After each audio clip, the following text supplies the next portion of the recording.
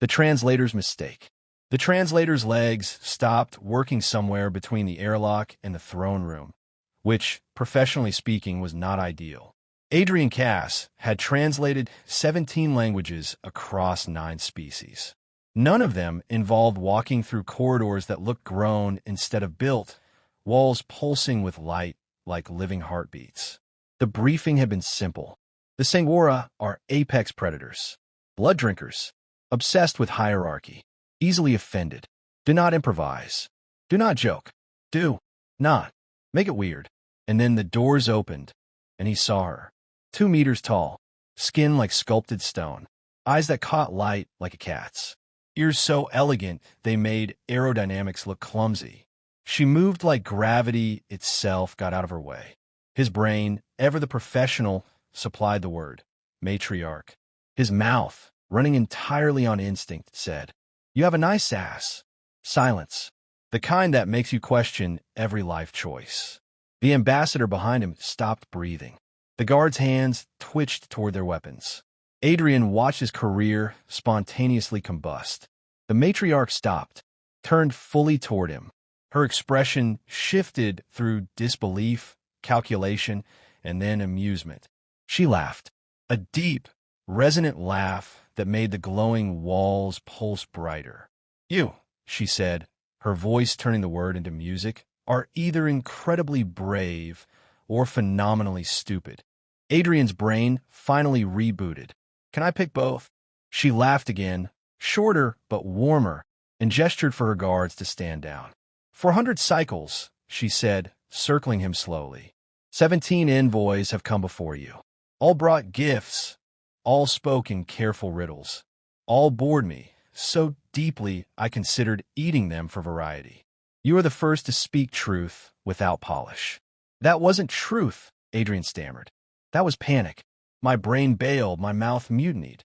Rogue, she repeated thoughtfully. We Sangwara value strength, but honesty has its own power. Your colleague, she gestured to the petrified ambassador, would speak for hours and say nothing real. You spoke for seconds and revealed everything. Adrian risked a glance at the ambassador, whose expression clearly said, "Update resume immediately." You humans confuse me, the matriarch said. You achieve interstellar travel, yet your brains self-destruct under pressure. How do you survive? Mostly by accident, Adrian said, then immediately regretted it. She smiled, sharp and curious. Fascinating. I wish to understand this better. Explain humans to me. The ambassador made a sound like a dying transmission. Adrian realized, with growing horror, that he was now humanity's representative because he'd complimented an alien vampire's anatomy. What should have been a formal diplomatic exchange became a crash course in human psychology conducted under the threat of digestion. Her name was Valina, a title of honor he had apparently earned through catastrophic honesty. She wanted to understand human failure, specifically why their survival instincts failed so spectacularly. So Adrian explained anxiety, social phobia, and the human ability to know the right thing and do the exact opposite. It's like having a co-pilot who's trying to crash on purpose, he said. Valina listened with the focus of a scientist dissecting something fascinating. We suppress all emotion in formal contexts, she said. Weakness invites challenge. Challenge invites death. We suppress nothing, Adrian replied, and call it authenticity. We would call it suicide, she countered, though her tone was more intrigued than scornful. Yet your species thrives, she said. This should not work. Welcome to humanity, Adrian said. Nothing works. Everything's held together with optimism and bad decisions. She laughed again, genuinely. Even the guards relaxed. Your honesty, she said, is either a brilliant strategy or proof your species survives by accident. It's definitely the second one, Adrian said. Valina raised a glass of something faintly glowing. You have done what 17 diplomats could not. You made me interested.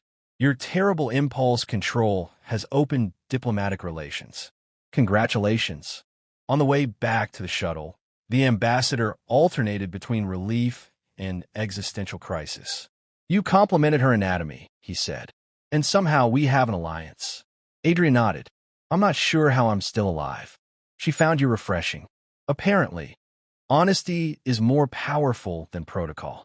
As their shuttle departed, Adrian's communicator chimed, a message from Valina herself. Your species' interests me more than any in recent memory. Return when convenient. Bring your chaotic honesty. Leave your political colleagues.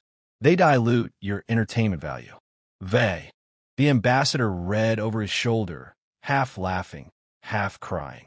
You just became humanity's primary contact because you panicked. Should I put that on my resume? Adrian asked. You should put that in a museum, the ambassador muttered. Title: How Humanity Achieved Peace Through Accidental Compliments. Back aboard the Singwara vessel, Valina replayed the encounter. The shock, the laughter, the glorious chaos that followed. Her advisors fretted about appearances, about precedent, about seeming weak. Valina ignored them. For the first time in centuries, diplomacy had made her feel something. Curiosity, amusement, hope.